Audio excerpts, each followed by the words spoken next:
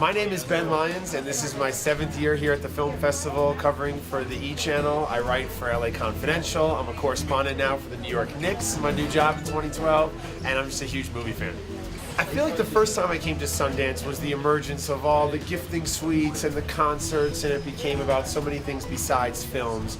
And distribution was tough to secure back then.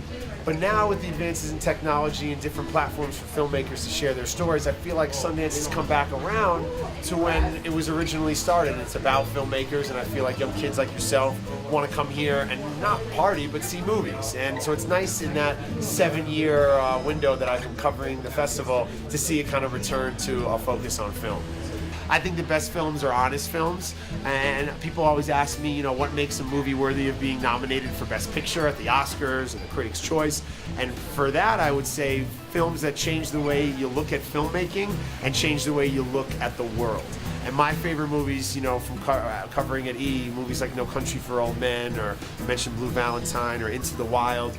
Those films changed the way I look at the filmmaking process, and they also changed the way I look at the world and I look at my own life. And I think those should be the qualifications for all of those Hollywood, you know, awards that get given out all year long. And the best thing about Sundance is that you can see the hot movie that everyone's talking about, but that movie's going to come out in theaters in a few months. It's really fun to see the documentary that you know nothing about going into it, and you might never see again. I remember my first year at Sundance, I saw a movie called TV Junkie, and it was about a guy who was a correspondent for a current affair living in Texas in the 90s, and he would film himself all day long. He had a little camera, he'd film himself with his kids, at work, with his wife.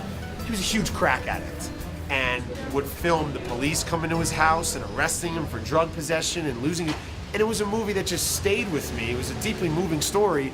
Never saw the light of day. I don't even know where I could find that movie now, but I remember seeing it here at Sundance. So that's what's special about this festival, is you can see the cool movie that Harvey wants to buy and everybody's talking about, or you can see something that you would never otherwise get a chance to see, and that's why there's something for everybody. You know, Will Smith has a great quote where he says you can learn a lot about yourself from looking at the 5 people you spend the most amount of time with. And I think as you're making a name for yourself in this business, it's about the relationships you form that are genuine and not bullshit, quite frankly.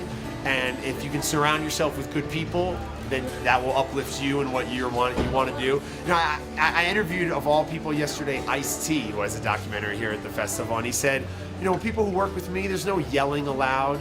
You know, you watch a show like The Celebrity Apprentice and it makes you think that backstabbing is how to get ahead in life. It's not. The people who succeed are the ones who have the strongest relationships. And I thought those were wise words coming from a guy who's been in the business now for 30 years, you know?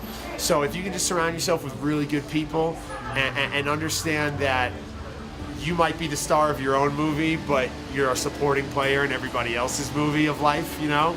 And just to kind of remember that as you proceed in whatever facet of this business you want to take on. You know, when you come to Sundance, see a movie. You know, it's hard to get into. Sometimes you might have to go at a weird time. Sometimes you might not be able to get into what you want to see, but loiter out of the theater. I spent many nights at the Egyptian Theater at midnight hanging around outside just trying to get a ticket. Just when you come to Sundance, go to the parties, go get a free whatever. But make sure you see some movies while you're here. Hey, what's up guys? Ben Lyons here at the Sundance Film Festival. I'm hanging out with the Elon Sundance Experience crew. You guys gotta come out to Park City next year. These girls are killing it.